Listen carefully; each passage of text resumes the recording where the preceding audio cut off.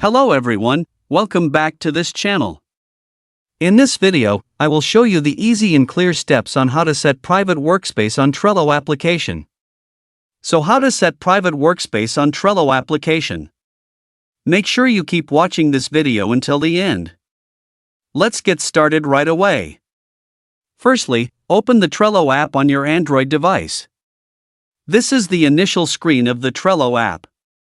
Next, tap New Account at the bottom right of the screen. And a menu like this will appear. Tap Workspace's menu. Tap Menu Settings on the top right. Tap Visibility. Tap Private. So that's it, tutorial how to set private workspace on Trello application. Thank you for watching. I hope this video was helpful. See you in the next video.